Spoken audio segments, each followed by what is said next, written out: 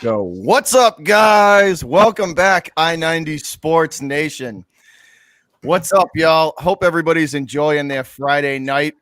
Welcome to episode 11 of the I-90 podcast. And this is going to be a special episode. We're going to call this the Windy City Takeover. And we are going to focus today on the Bears and the Bulls. And we have a very special guest along with us for the first time ever making his appearance on the I-90 Sports podcast. And me and JD, thank him for his time. Thank you, buddy. Much appreciated. Josh from the Sports Fury. What's up, bud? Hey, guys. Thank you so much for having me on as a guest. I'm happy to be here. Ready to get some stuff off my chest about the Chicago Bears, the optimism I have for the Chicago Bulls. It's going to be a fun time. Can't wait to get into it. Thanks again, guys. You guys are awesome. We appreciate it, buddy. We really do. Thank you for coming on. So, 100%. Let's just dive right into it. JD, start it off, brother. Go for it. All right, man. I definitely want to pick your brain, Josh. So in your popular segment on the Sports Fury channel, which if obviously I'm sure all of you have subscribed to it, but if you haven't, definitely do so and hit that notification bell. You said F you to Matt Nagy. You mentioned his ego was out of control. Yes. I mostly agree with most of those things. I just wanted to kind of get your thoughts on that before I even go further on that. Yeah, Matt Nagy, he is a detriment to his own self and to the team because of his ego, because of his pride. I think that showed more today with him discussing about the quarterback situation going into Sunday, that he won't name a quarterback. What strategy does that have? I don't understand. Every time you think it's worse, it just gets more worse. So yeah, I think his pride is letting him get in the way of coaching this team to the best of his ability, what's best for this team. I don't think he is a dumb person. I don't think he's a dumb play caller. I think he just fools himself, and he is just so stubborn in what he wants to do that he just doesn't know how. He doesn't want to adjust. He doesn't want to change his game plan to adjust for this quarterback or that quarterback or this situation as it arises. He wants what he has set in stone always. So, yeah. It's like his way or the highway. Yeah, exactly. Fuck Matt Nagy. He's just a prideful, egotistical fool. So I did just watch some media availability, and it kind of goes along with my first questions. Andy Dalton had mentioned something about he sounded a little cocky, and I'm not trying to put words in his mouth at all. I'm really not. I want to be fair to people and everything like that. But at the same time, he did mention something like you got to get the ball out quick. You know what I mean? I don't know if that was a slight basically to Justin Fields. I'm not saying it was, but he did mention that. So I did want to get your thoughts on that little comment there. I think that was just horrible for him to say that. I think he has this fascination to try to prove everybody wrong because everyone's been saying, hey, you know what? Looking at him in preseason, looking at what's going on in training camp, hearing what the other coaches have to say, what the players have to say, everyone feels like Justin Fields is the best guy under center for the Chicago Bears. He is what's going to give us a better opportunity to go out there and succeed. And Matt Nagy, Ryan Pace, they promised Andy Dalton to be the guy. And then he gets hurt. And then he says, well, when he's healthy, he's the guy no matter what, which makes no sense. Right? Yeah. And then Andy Dalton comes out and says today that he was asked, how do you feel about Matt Nagy, just continuously backing you up? And he feels like, it's incredible because, that's what they promised him. They promised him to be the guy, to be the starter when he was coming here. And Matt Nagy is sticking with that.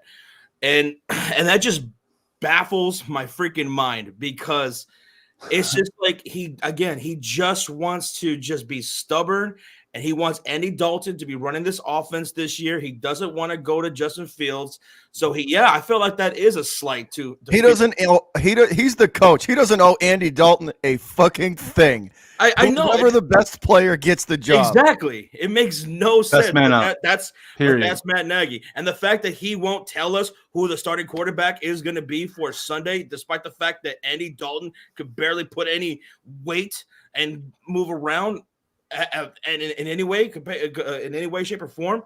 And Justin Fields, he's been the one who's been practicing with the ones all week, and he won't say who the starting quarterback is Sunday. It comes off as insecurity. It's a clown show. Yeah, that's exactly what it is. The thing that I'd be worried about too with that, like whether it's like what even so, let's not like the kid's confidence too. Like he's coming off a really bad game, right? Absolutely. He's coming off a really bad game or a rough game because I don't blame him for it. Wasn't I don't put a lot of blame on him. Right.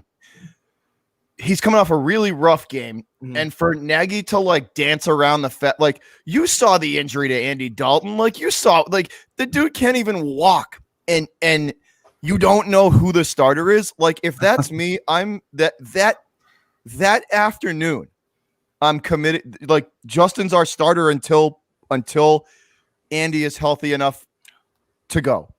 Like, why is he so much more worried or catering to a quarterback who's not our future as opposed to the guy we all know is going to be the guy for this franchise? Maybe our first true franchise quarterback. It's like he doesn't want to hurt his feelings, but Green Bay will hurt Aaron Rodgers' feelings. And another stat, I know, isn't that crazy? Another stat that came out that I read on Twitter. So take that for what it is, but it does make sense. Is the time that Justin Fields had to make his reads were something other? It was like just under 1 second, where the average time is like 2.3 something seconds. So what are your thoughts on that? And like, do you think Andy Dalton would have had any more success? No, we wouldn't have had any success. The Browns would have just absolutely destroyed us, no matter what. I agree. I think it would have. The score would have been. Yeah, it wouldn't have been any different. I agree. Mm-hmm. It doesn't matter. I think it wouldn't have mattered what quarterback you put back there. You can't ask a rookie quarterback to go through 4 different reads and then check it down in less than 1 second. Mm-hmm. It's you can't do that. Jason Peters add any extra protection to to the offensive line. Absolutely. Yeah, it was one-on-ones. He didn't even move people around at all. With Myles Garrett? Get Jason Peters too? His old ass? Like, no, it's just no way. Hey, dono hype from Ross. Thanks, Ross. I appreciate all you being on the show too a couple times with my guy. He says Nagy's McDonald dad is the future of his career. Oh my God, probably. That's where he belongs. I hope so. We hope so. Huh? That just doesn't show good leadership too, though, because like for Fields, even if he had a bad game, Mac Jones threw 2 picks, and Bill's still in both of his pressers he was behind him. We're even McDaniels we're behind him 100%. He's our guy. We're nothing but like you can't destroy a kid's confidence like that. You gotta show him that even if it's a rough start, you got to stick with him. You got to be behind him and you got to stick with him. Yep. One of the things I felt like was that Nagy, one of the things that's inexcusable, that his game plan was not set up to protect Fields. A lot of people have talked about this too, and we all kind of agree. Like you need to roll him out more. You need to have a bootleg. When people are chasing him, give him time to run. When you just have him take these 6-step drops, he's meat. It's meat. So it was inexcusable. Even the Cleveland Browns defensive players were saying, I can't believe what they were doing. Exactly, what they weren't doing. It was a field day for the Browns. One of the biggest weapons that Justin Fields has is not only can he make plays with his legs, he can extend them, but like he's good on the run. He's good throwing on the run. He is. Yep. And what like we talked about this off camera for a couple minutes.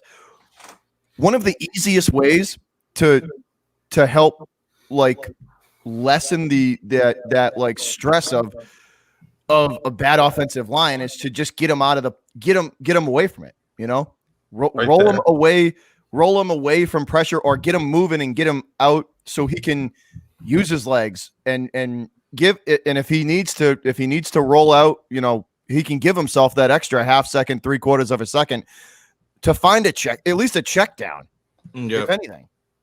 And I absolutely, I love that it was a thing where he kind of, that one throw that I keep on referencing. It's on my channel, actually, that I it's like one of the greatest throws I've ever seen a Bears quarterback ever throw. The bar is low. But anyway, he threw it in the back of the end zone in triple coverage in preseason. That was just unbelievable. So if we see more of that, and that was on the run, it was on the run. So if we see more of that, I mean, the sky is the limit. What were you going to say there? And we'll see. We'll see on Sunday, because I fully expect Justin Fields to be the quarterback. Because again, Andy Dalton he's not ready. He's not ready to come back. And I don't think Foles is going to be under center at all. So it's going to be Justin Fields, and it's going to be really interesting to see how they game plan for the Detroit Lions. Another thing that Matt Nagy would not address was who's going to be play calling on Sunday. He says, we're going to handle this in-house, and we're not going to address the media about this.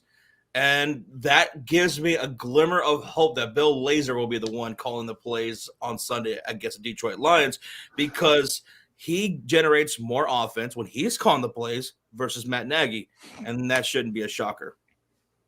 Now, I've heard that's been an argument of Bears fans for a while, is that Nagy should give play calling to someone else because of the lack of creativity in it. If that's the case, then he should be fired. If that's the case, if you're the offensive coach and you can't handle play calling, you should probably be fired. I'm just saying. Like, would you agree with that? Like, yeah, I think he should have been fired Monday. I think he's lost the locker room. I think he's lost the respect of his players, the media, everybody. He needs to be gone. His time is done. I was a Matt Nagy defender. Show now. Yes, I 100% agree with that. And my next question actually leads into that perfectly. If we did move on from Matt Nagy, would you have any ideas? Would you want offensive, defensive? What would be your philosophy moving forward with Justin Fields? With Justin Fields, I mean, a part of me wouldn't mind having an offensive-minded coach. I remember me and Sean were talking about this a few days ago. We were talking and spitballing around some good coaching candidates for my Chicago Bears. And he was telling me that his offensive coordinator for the Dallas Cowboys might be available during this offseason to be hired. So I don't know. Maybe we got offensive coordinator. But I wouldn't mind going back to a defensive-minded coach. I mean, when I look back, my fondest years of my adulthood of being a Bears fan was when we were under Lovie Smith. That was a great time. Oh, man. yeah. You were in the Urlacher jersey. Yeah. So, I mean, go back to our roots, go back to our heart and soul, which is defense, running the ball, and having Justin Fields the defense got that. The defense got them to that The defense got them to that Super Bowl. Yeah, so many turnovers. That defense got like Thomas Jones and all the way to the Super Benson. Bowl. Yeah, they were amazing. That was great. Absolutely. So, I mean, I don't know if I really have the greatest confidence in the world of our front office in doing what's right for the Chicago Bears, because we got it wrong so much since Lovie Smith, and a lot wrong before Lovie Smith. So it'd be nice to have a competent coach who has the respect of his players and will do what's best for the team and not just be stubborn and set in his ways. I'm tired. Mark Trestman was that way. The locker room, he lost that. That was a horrible time for Chicago Bears. The system or nothing. John Fox, he was. The players loved him, but my goodness, we were horrible offensive. Terrible team. And we just didn't win a whole lot of games under John Fox. But yeah, I don't know. I'm kind of skeptical about what we do from here. But if we fire Matt Nagy during this during the season, that's something that the Chicago Bears just are not known for doing. We've never fired a head coach during the season, but if we did, I wouldn't mind Bill Lazor becoming interim coach for the rest of the season and him calling the plays. I'd be fine with that. It's probably better This than what we also saw. seems like the first time they've had a dual threat quarterback in a while. Oh yeah. I mean, really, so calling plays for a dual threat quarterback opens up the playbook a lot too. Well, so we had you don't have to do him any favors either. I feel like he protected Trubisky better, though. I feel like he moved the pocket more with Trubisky than he did at least. Well, and maybe 2018. Yeah, in 2000. Yeah, I guess. Well, then that's the thing. We had Kyle Long, and people were just better back then. Even the guys that we have now that have been with the team for a while, they're just deteriorated. They're not as good as they were.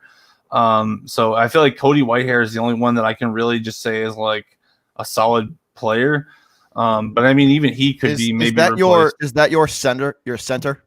He's been the center a few times. He's the guard right now, I think. Isn't that right, Josh? Josh, Yeah. I want to get your. Now, I've always said I've said from the start that one of the weak points on this team is the edge for the line around the edge, because it seems like from the beginning, the interior line plays pretty good. They're serviceable. They play pretty good. Yeah, the center and the two guards have played pretty good all season, but it just seems like that pressure off the edge is what's been their Achilles heel. They just, even when they chip a running back or a tight end, it's still doesn't seem like it's enough to get Fields the protection he needs. Well, Myles Garrett is a beast too, but yeah, right. There's not much you can do against him, but it has been a problem for quite some time for the Chicago Bears, and it's tough right now, especially because we're dealing with a whole bunch of injuries. We lost Tevin Jenkins before the year even started. And then Larry Borum, who looked really damn good against the Los Angeles Rams week 1, he goes on IR. So now we're down to Jason Peters at the left tackle position. And he's tried his best out there. He's 74, 75 years old. And it's just been a problem for quite some time on our tackles. He just doesn't have the quickness to keep up with the DNs. Yeah. He just doesn't have the quickness. Yeah. JB Taylor says should have won that Super Bowl, would have with Orton. Man, I just had to read that one because my 13-year-old self just screamed out inside like, put Orton in. Oh my God. That brings back memories. I knew we were losing that Super Bowl. I knew we were losing that one.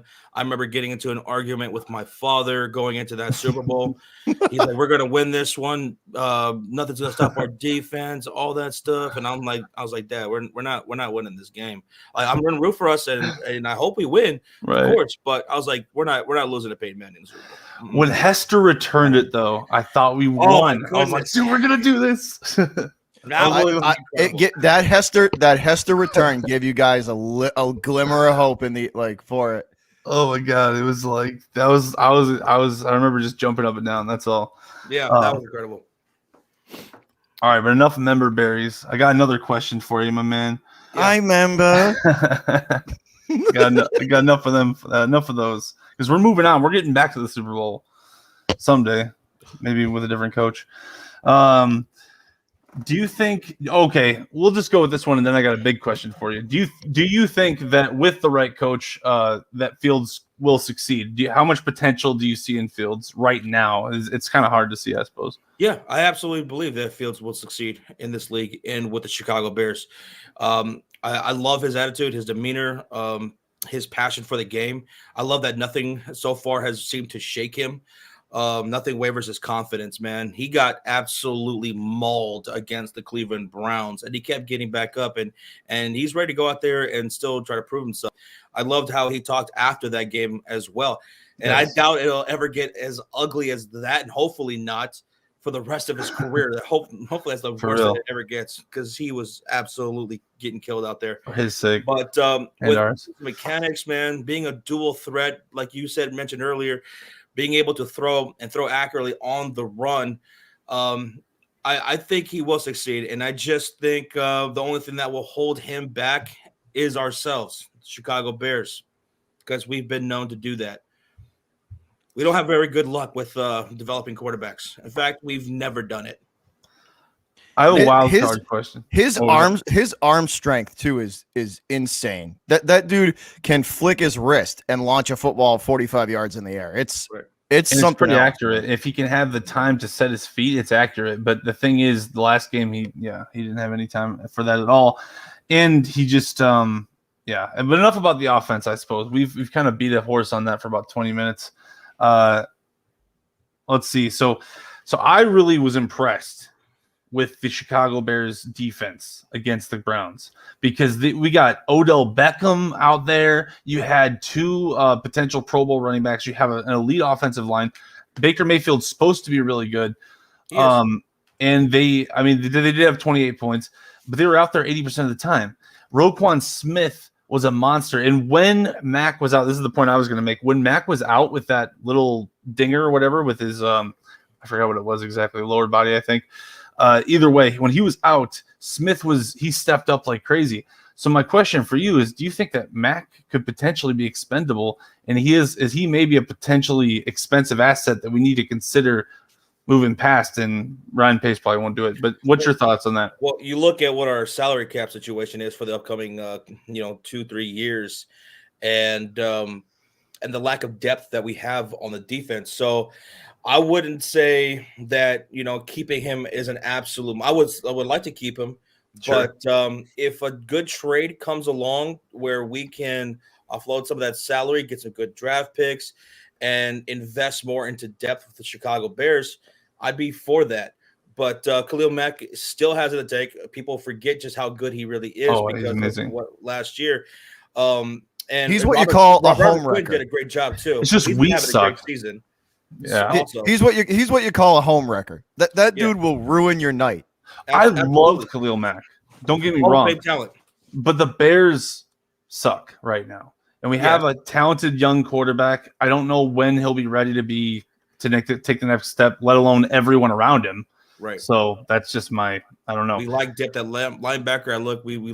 We definitely need some more DBs back there. So, I mean, if the right trade came along, like something that was the kitchen sink thrown at us for Khalil Mack, I'd entertain it. Sure, I would entertain it at least. That's what I was thinking when I was watching Roquan Smith. You guys light it up. So this is from an outsider's perspective. Always listen. You can just say no, but always listen to what people are offering. Because if somebody's offering an all-pro offensive, an all-pro tackle to you, like Ryan Pace would never do it though, because that would mean admitting he's wrong. He's already done that once. Would take a lot of balls to make that. That's a move where, like, that's a franchise altering. Fields. He's such a roller coaster. Like Ryan Pace will like make a great draft pick, and then he'll do something really stupid and not sign someone that he should have signed, or he'll sign someone he shouldn't sign. And he's just all over the place. He drives me nuts. Let's see. Oh yeah, which younger guys? This is kind of my last football question. Then we can kind of talk about whatever you guys want. But which younger guys would you commit to? Which guys just kind of stand out to you? Oh, Jalen Johnson, Roquan Smith. Jalen Johnson, my goodness, he's becoming one of my favorite players on our team. He's having an incredible season. He's looking like one of the best corners in the league already. He's doing great against teams number one. Jalen Johnson, that's a guy you commit to. Hell yeah. And hopefully we don't cut him due to salary like we did to Fuller. At some point down the road. And it's fun. He had a terrible game one. The first game of the season for him was awful. The whole secondary got toasted. And ever since then he's played really, really well. Yeah, he's been something. I mean, I feel like Jackson stepped it up. He definitely got woken up in week one.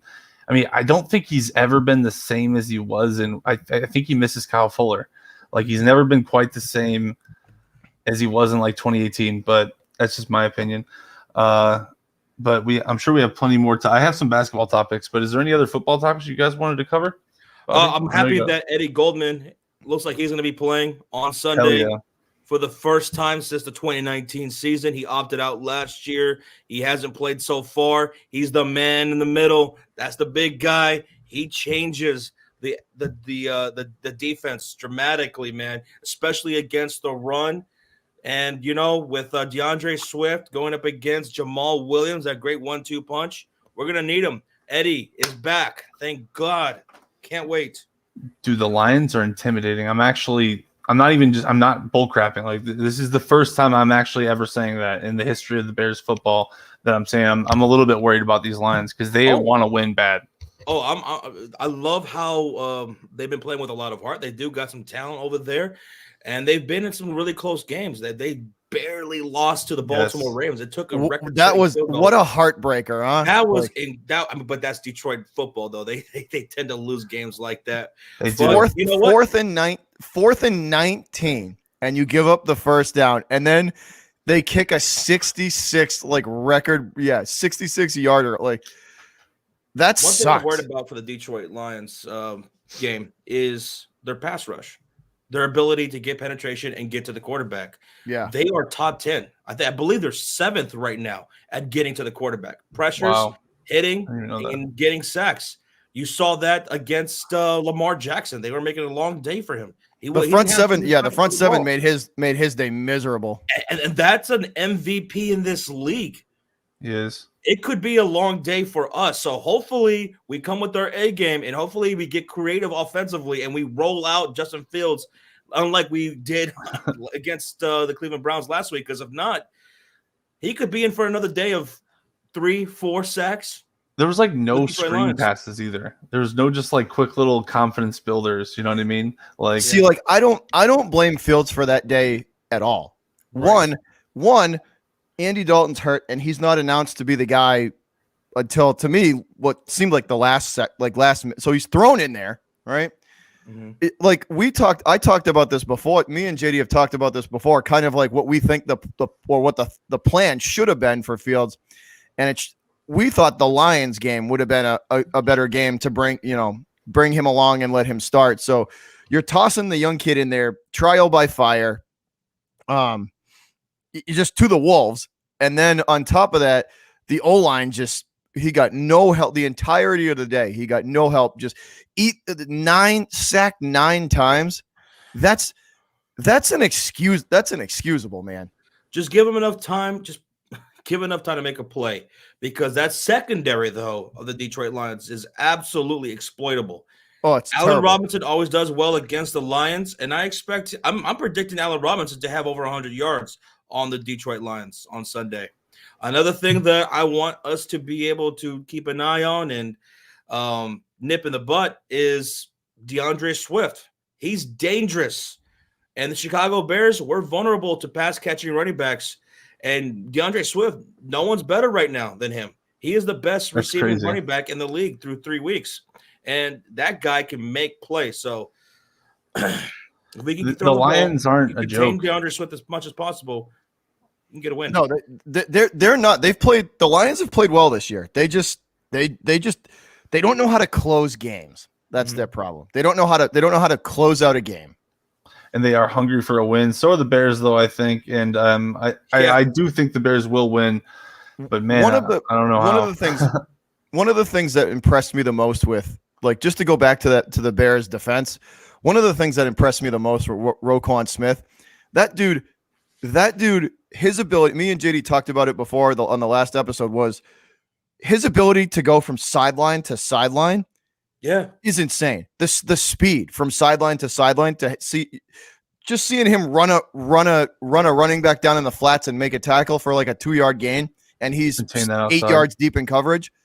It's the dude's speed, closing ability is he's one insane. Of the best in the league, and hopefully the rest of the NFL takes notice, because they sure as shit didn't this past year. He's good, man. He's really good.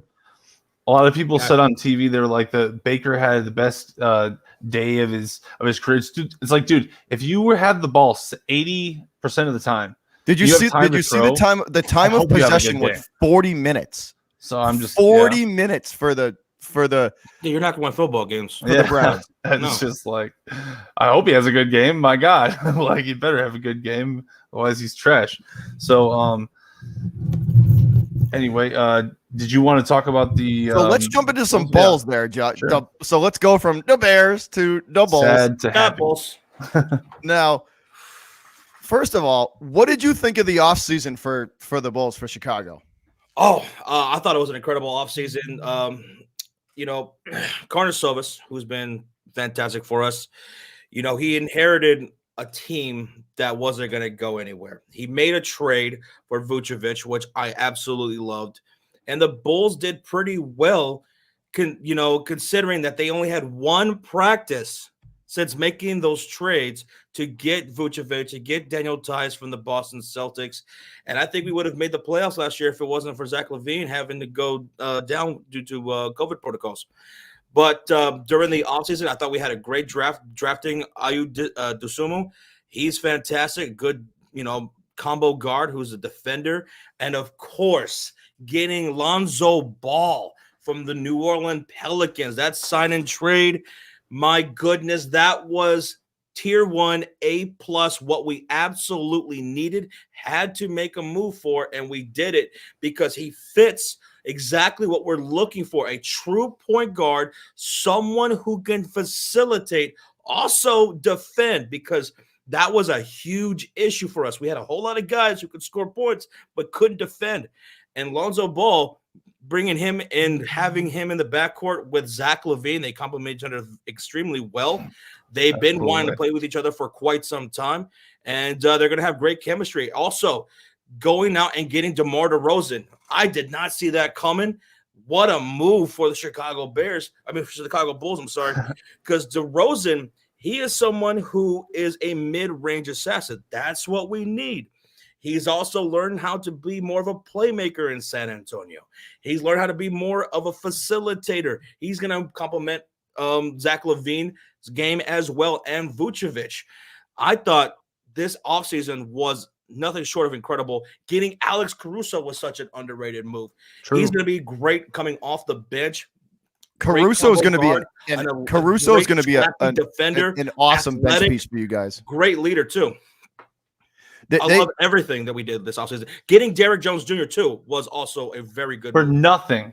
We weren't going to sign him anyway. So JD, comments on the Bulls. I mean, I agree 100%. And let me say, it is going to be Lob City in Chi-Town, dude. It is just going to be the Windy City is going to be like just the ball is going to be up in the air, man. And Derrick Jones, like you just said, Derrick Jones Jr., we were not going to sign Lauri Markkanen. We just got Nikola Vucevic. The person that we wanted Lauri Markkanen to be Nikola Vucevic, and he wasn't even close. So what did we do? We got Nikola Vucevic. Well, actually, I guess that was the previous regime. But like you said, AK is what I'm going to call him. The GM, Arturas Karnisovas. I probably butchered the crap out of that, but regardless, that guy, he is a master at work. You can see this guy. He's clearly an elite level GM. You look at the Jazz, they're such a great roster. They're 9 deep. He literally comes to Chicago. He has one summer. Denver. Oh, Denver. Yes. Denver, they're 9 deep too. Together. They're 9 deep too. I don't know why I said either way. Doesn't matter. Thank you though. He comes from Denver. And yeah, there has been a perennial playoff contender for years and years, and they could be a finals contender this year. So Chicago comes in, they get Lonzo, and that alone. Well, you got like a guy like Kobe White, he's not a bad player, but then you put him on the bench, he becomes an amazing bench piece. That's where he belongs. Because last year, what we tried to do was we tried to make Kobe White that starting point guard. We tried to put him in that role and see if he could be that, and he just wasn't. And that's not a knock on Kobe White. He's a 2 guard. He's a guy who can shoot, and he's not very good at running the point or facilitating.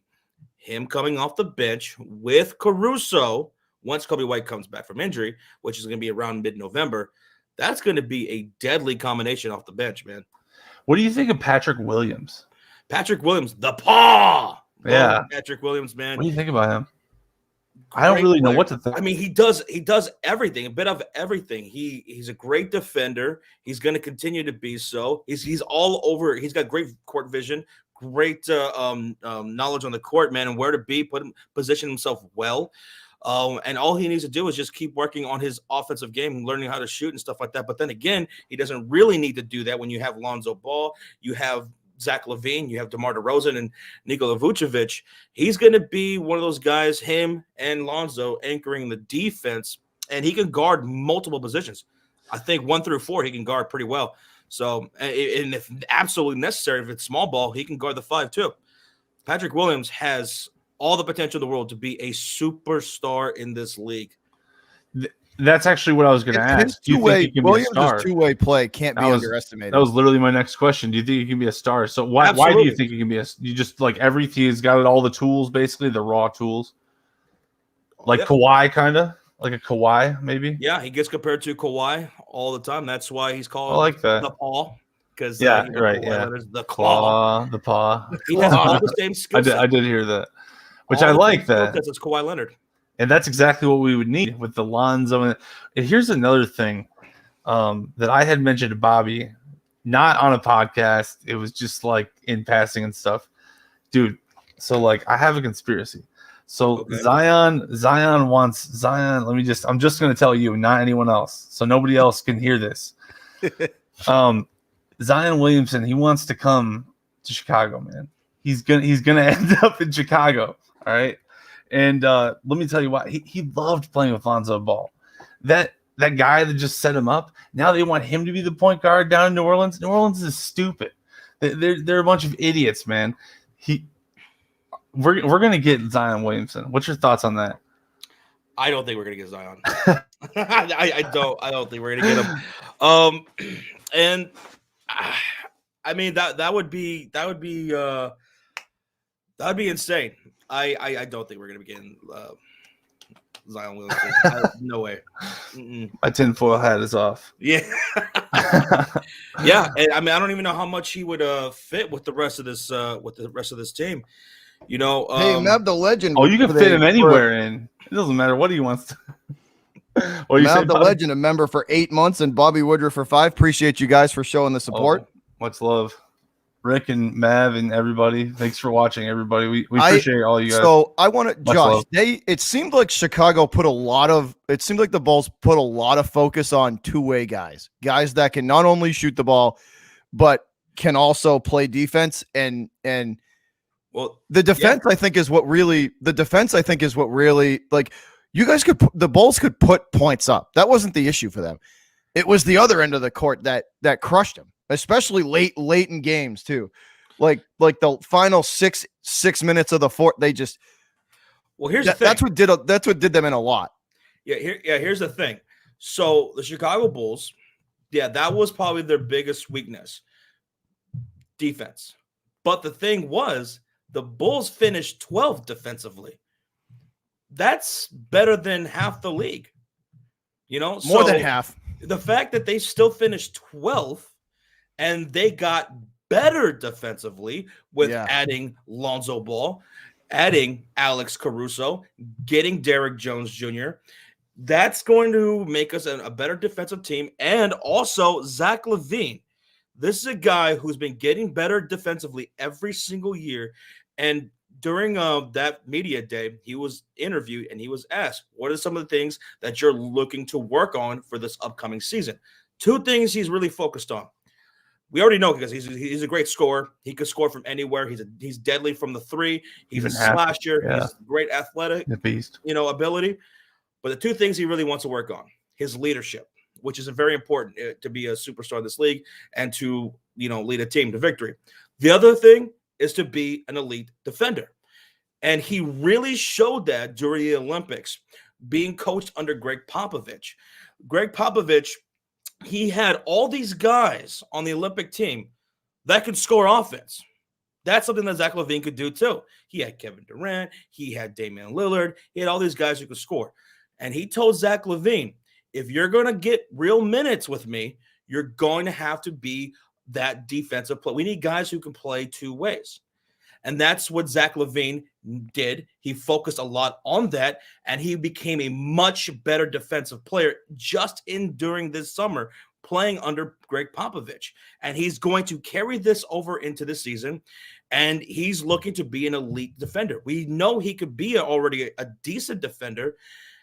If he could take that next step defensively and be a 2-way superstar, that his defense with Lonzo Ball, who's going to be the anchor of the defense, especially on the perimeter, and Patrick Williams, man, the Chicago Bulls, they could be a top 10 defense. And in a conference where having a great defense isn't exactly necessary, because you saw all these teams go deep last year who didn't have a very good defense. The Brooklyn Nets, the Atlanta Hawks. If the Bulls could have a top 10 defense to go with their scoring ability, it would match up well. Absolutely. Against the Hawks, too. They would match up very well against the Hawks. Don't sleep on the Chicago Bulls. I see some people, some rankings from some of these media outlets that think that the Bulls are going to be a 7th seed, maybe looking at the play-in. I don't think so. I think we're a 5th seed, maybe a 4th seed. Maybe add to that banner. No, I'm just kidding. No. No. So I was going to say, I think one of the best moves you guys made was the Nikola Vucevic move. That was huge because, one, that you put that guy on the block and just say, this is where you go, bud. You're sitting on the block. You're going to run this offense for, this is your spot. You get down low and you just be that, because pushing him off the block is extremely tough to do. And he's a matchup nightmare for a lot of teams because he can shoot well and he's big and tough to move around. It's a finesse guy under. Yeah, he's very finesse, and he stretches the court too. Because you shoot 40% from 3. He's very the court vision too is very. He's a very good passer as well. So if he's going to have to draw double down low because he's so big and such a presence down there. That's going to leave someone open, and I guarantee he'll be able to his passing ability is really good too. Oh, absolutely. To Nikola Vucevic, he was interviewed, obviously, on that first media day. And, he was asked about his optimism for this upcoming season. And he was saying that last year when they traded for him and he came in, like I said, they had one practice from the time they acquired him towards the end of the season. And he felt, even with that situation, which is very hard to do and deal with, he said by the time the season came to an end, they were starting to really gel. He was starting to find himself here in Chicago and in the system under Billy Donovan, but it was a little bit too late. Now we're going into this new season, and he's got, a great facilitator in Lonzo Ball. He's got DeMar DeRozan who can attack that mid-range game. This is going to be an incredible chemistry of this starting 5, and they complement each other so well. They do. Vucevic, DeRozan, Zach LaVine, Lonzo Ball, who's been getting better as a shooter, especially from the 3. Oh, yeah. Someone's always going to be open on this offense. I love that. And it's always so true. Going back to what you said about Zach LaVine really quick, what's interesting is he's kind of doing the Kobe arc with the defense and stuff like that, we're taking on the challenge. And the great thing about it is we don't even need him to score that much. We really don't with all the people we have. No, yeah. I mean, he doesn't need to be dependent on being an on-the-ball scorer.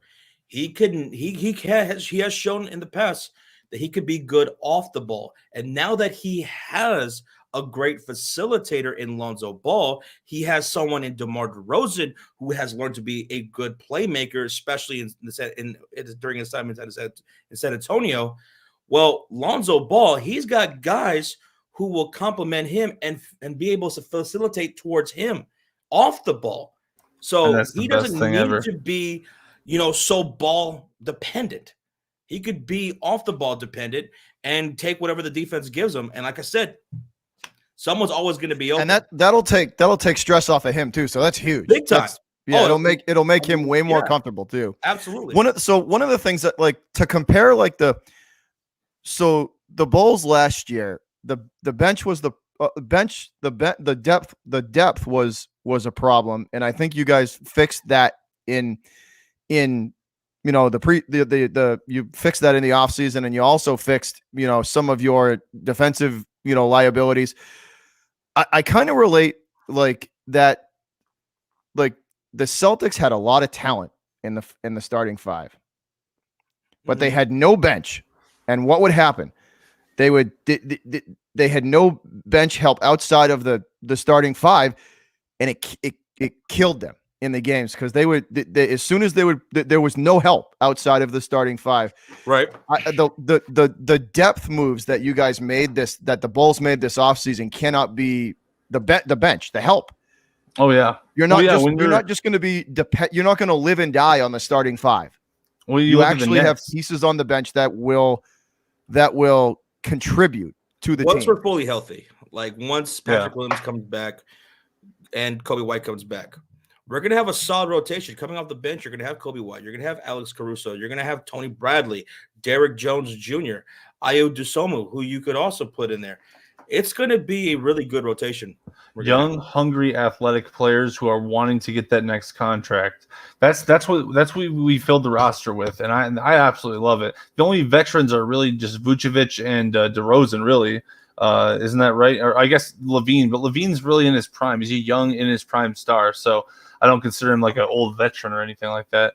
But Levine, I guess my next question is: would you give Levine the Supermax now, or would you want to wait for like the James Harden summer next year? I think it's going to come during the off season. Next off season. Yeah, and you give him the Supermax. Even if Harden's available, he's going to show why he's going to be worth that money. And I absolutely believe that we're going to extend him. I don't think we would have gotten Lonzo Ball if that wasn't going to be the case, because those two plan on playing with each other for many years to come. They've been talking about this. They've been planning this. That's why the Chicago Bulls are under investigation right now. I don't know. Some people probably forgot about that or don't even know about that at all. I didn't know that. Actually, I never knew about that. Yeah, we are under investigation right now for tampering, and it's been going on for quite some time. I did see multiple teams where they still haven't concluded that investigation. What's that? They still haven't concluded the investigation? No, it was believed that it was going to be concluded before training camp started, but it's still going on. Hopefully that's a good sign that they're having difficulties finding legitimate evidence for tampering, because if they do find us guilty of that, we will lose our first round pick. But wow. Yeah. So right now we're being investigated by that. Also the New Orleans Pelicans as well, because this has been in the works for quite some time. Zach LaVine is a superstar. And I think if he can be, second team all defense this year, he can make that on top of what he can do offensively and be that leader. He's a superstar and he's going to get that money and he deserves it. I hope he does. In your opinion, Josh, what's the ceiling for the team? What's the ceiling for the Bulls this season? The ceiling, I'm going to say a third seed. A third seed. The third seed. Yeah. Now, what are your expectations for the year?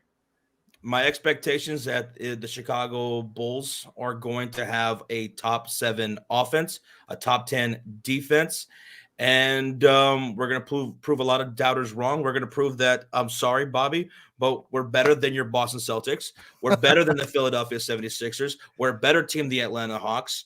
And I think the only teams that are going to be truly better than us is going, if healthy, of course, are the Brooklyn Nets, the Milwaukee Bucks, and maybe the Miami Heat. I think us, along with those 3 other teams, we're the top 4 seeds in the Eastern Conference. From the talent, I don't expect us to be. If we're in the play-in bubble, things went bad. We probably had a bunch of injuries or just shit hit the fan. I fully expect us to be no worse than a 5th seed. For sure. With the talent that you guys have in this, like I could see a 3rd or 4th seed absolutely there, and I with the talent that you guys have right now, I'd put you top 6, top 7, easy. Yeah, and that's before even hitting the court. Just looking at the roster, looking at the talent that you have, that's a top 6, top 8 team in the conference. Absolutely. Right. Hell yeah! And the Eastern Conference is going to be fun this year. It's wide open. It's anybody's game. You have Chicago, who's good. New York is good now. They're going to be probably a playoff team again. They're interesting. Atlanta, growing up as a Bulls fan in the 1990s, I'm seeing these other teams in the Eastern Conference, come back into to competition, and it's awesome to see that, man. It's awesome. It's yeah, I agree. It's amazing. Basketball is more fun when Chicago and New York are relevant. Are good. Yeah. It's the NBA is always more entertaining when you have 5, 6, 17, when it's not just 2 or 3 like you're not just looking at these super teams like, well, it's not even worth watching because we already know who's going to be there. Right. Like Exactly. last year was spectacular because you got teams like the Hawks making a run. I love you got it was just seeing that these teams come from, like Phoenix is from the damn ashes of like the Hawks making the run was awesome. Watching Trae Young ball awesome. in the playoffs was awesome. Trae Young was amazing. Like, he was just unbelievable. And I actually did make a prediction that they would make the playoffs, but I had no clue they'd go that far. I was like, I think the Hawks will make the playoffs this year. This is the year. But they went far. Man, They really did. I got a couple of questions. I got a couple of questions for Josh. One football. This is just these are for fun. So, Okay. we'll start with the Bulls. I have a feeling I know the answers to this question, but I'm just curious.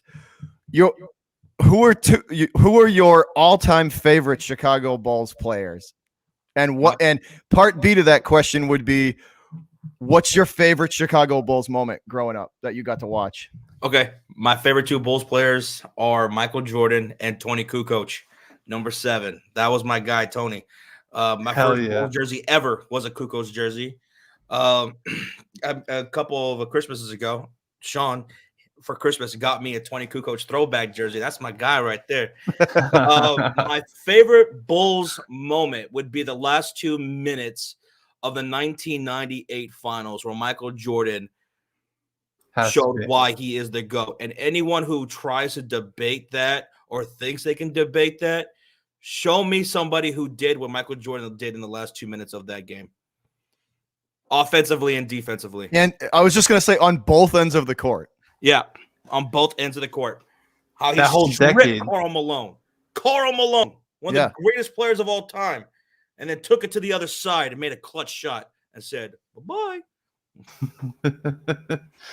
I mean, there was no doubt. I mean, I was like just a little kid, but everyone knew MJ was going to win. Oops, messed that up. Everyone knew MJ was going to win. My dad knew MJ was going to win, and him celebrating shook the entire house. I do remember that moment. It was pretty crazy. Good times. If I that was probably some of the great. That last 2 minutes of basketball. Yeah, was one of the. It was probably the single greatest by a single player performance I've ever seen. It was insane. Yeah, absolutely, man. If I could throw in another all-time great moment for the Chicago Bulls, the greatest dunk that has ever taken place. Scottie Pippen coming down the wing and dunking over Patrick Ewing, putting him on a poster. I have a t-shirt of Scottie Pippen dunking over Patrick Ewing. Greatest dunk ever. I mean, it's got to be up there. If it's not that one, it's the Vince Carter Olympic one. But it's at least top. It has to be in the conversation for the greatest ever, because he teabagged the greatest headers of all time, and then the stare down. Oh, I mean, that you could argue that. I mean, that alone right there, the moment, you know what I mean? The rivalry, everything behind it was incredible. That's awesome. For the Chicago Bears, who's your all right? We can add. Well, let's piggyback off the Bulls one. So that's those are your 2 favorite players all time. Mm-hmm. Now, who's your 2 favorite current players on the team? On the Bulls? Yes. Zach LaVine. And I'm going to go with I'm not going to pick the new guys because, we'll see. Mm-hmm. But I'm going to go with Kobe White. I love Kobe. Great dude. Takes everything in stride. Fun player to watch. I'm going to go with Kobe White. Awesome. Now, going over to the Bears. Yeah. We'll pick 2 of each. We'll pick two of each. So, your 2 favorite Chicago Bears moments that you got to watch. Devin Hester returning that kick for a touchdown, opening up the Super Bowl. That was incredible. That, and I would have to say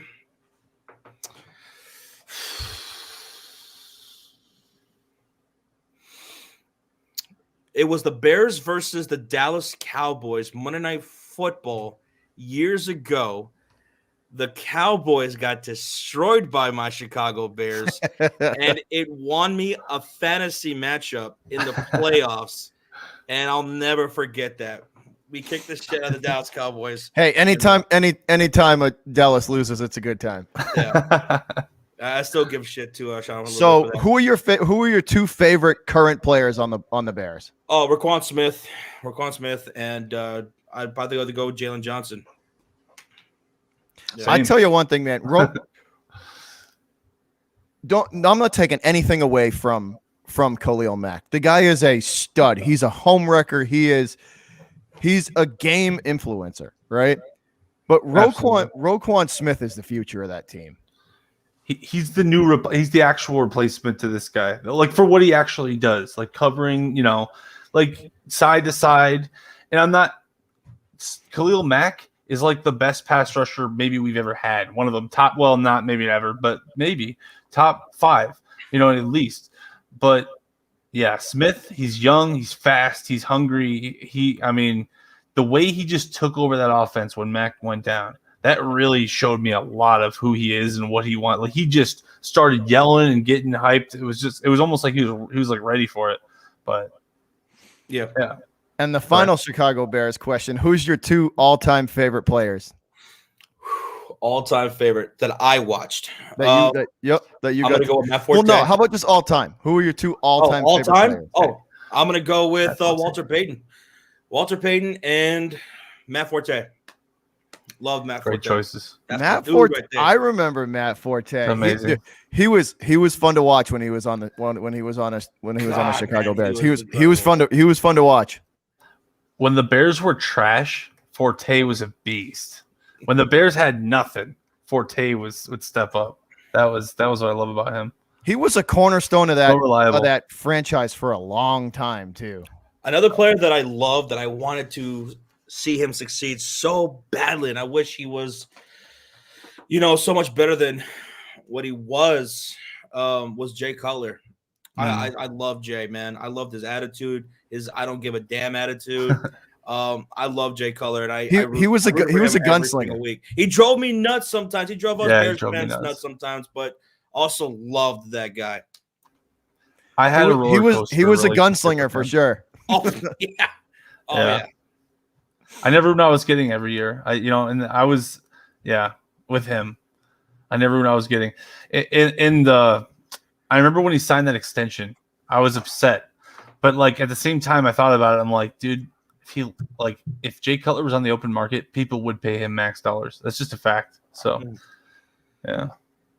I ate it. We had to eat it for a while. Yeah, there were times where I would cuss him out, just screaming at the television. Damn it, Jay! Fuck you. But I also love that guy, man. Great personality. Well, the way this works, Josh. Yeah. We spend the final 10 minutes of the show and we just take questions from the fans and then we head on out of here. So if you're set for like 10 minutes to just kind of hang and take a few questions. Sure thing. All right. So if anybody's got any questions for us guys, for Josh, for JD, for any of us, please feel free to drop them in the chat and then we will call this an episode.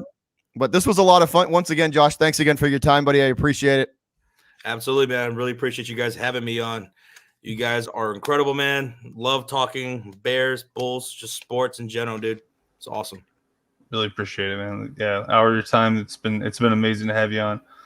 Let's see. What was I've been watching you guys. I've been watching so let me just say this, guys. The sports streaming community is incredible. It's awesome. Amazing. The community, it really, dude, it's done so much for me. Like, you know how it is, dude. The same people just keep showing up over and over and over again. And it's like, it's just a lot of we have a lot of fun in these, man. We really do. It's a lot of fun, dude. The community's great. The most fun. If it wasn't for there's like a core group of guys that I really would like. You and Sean are a part of it. Bad Dog, Goose, Entertainer, and oh god, there's like a core group of guys where if it wasn't for all of you guys, I wouldn't be here. I've been watching you guys for probably 3 years, and it's like it's just incredible, man. The community's awesome. It's so much fun. We have a ton of fun doing this. Just interacting with the crowds. The community is just great. It is. It's a lot of fun, man. No questions. It looks like that. It's incredible. We do have some. So this says. So we got one from Damian Hernandez. He says if the Bears lose if the Bears lose this week, will Nagy get fired? And if he does, who do you guys want to see coach next? He should get fired. And do I think it'll happen still? No, but he should. He should be fired. And who should be the next head coach? Like I said earlier, me and Sean were talking about some potential Chicago Bears coaching candidates, and he was bringing up his offensive coordinator, Kellen Moore. And I was like, oh, man, if he's going to be available, I'll take him. I love Kellen Moore for the Dallas Cowboys. I'll take that. That would be interesting. He's a young kid, man. He would bring a whole new different level of energy to that team. I love what he's been doing for Dallas Cowboys, so I wouldn't mind that. Would he be the youngest coach in the history of the NFL? I'm going to look this up because he is really Kellen Moore, man. I remember watching him in college. So while you do that, JD, I have another question for the the real ET for the resident 32. Bulls fan. He said when the Bulls make the playoffs, notice how he said when. Who do you want them to play first? As far as quarterback or the team? No, the Bulls. When the Bulls make the playoffs, who do you want them to play first? Who would their best matchup be? I would like to play the Knicks. Would they win that game? Absolutely. Yeah, we'd beat the Knicks. Yeah, I agree with you. I think if we can make the playoffs and we have a playoff series between the Chicago Bulls and the New York Knicks, it's going to be nostalgic as hell for me. That would draw too, because those are two storied franchises for sure. That's what I want to see in the first round. Kellen Moore is 32, so that would make him the youngest NFL. Actually, it wouldn't. Sean McVay was 30. I was going to say Sean McVay. Oh, I can't believe that. I thought it was like 35, but I just looked it up. Unreal. But yeah, one of the youngest, definitely. Yeah. Anyway, I'm glad we looked that would breathe some light. That would be interesting too, because grab a beer real quick. Hell yeah. What were you gonna say though? Oh, yeah. I can hear you guys. Yeah. I can hear you. Yeah, I just grabbed something quick. What are you saying, Bobby? It would be very interesting because he would bring like a whole new mentality to the Bears. I think it would be good. Crom says I'd rather keep Kellen Moore, not gonna lie.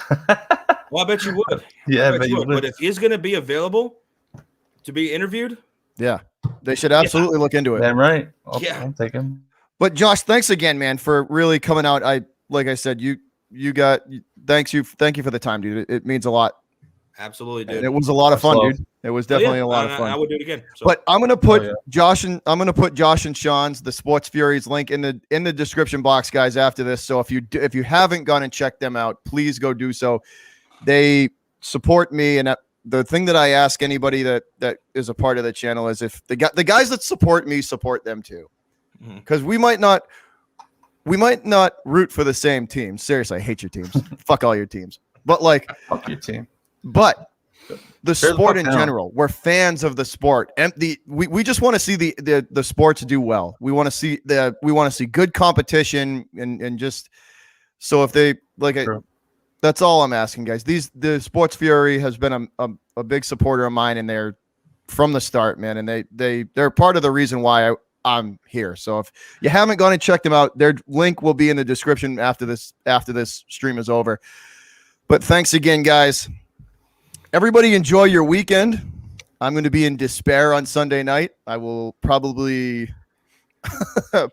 be not in a good mood and be throwing things by the end of that stream, but we will be doing that and watching my Patriots most likely go down in flames. But I hope I'm not doing that. I hope I'm wrong. I hope Brady's got the flu and he can't even throw. Oh wow! Now we're wishing the flu on him. Come on, man. Right on them. I feel it. This has been the Windy City again, Takeover. Josh. Much appreciated, buddy. Yeah. Thanks again, guys. Everybody enjoy your weekend. We're in for some good football and basketball right around the corner. 2 weeks away before the regular season for the Bulls, for the NBA starts up.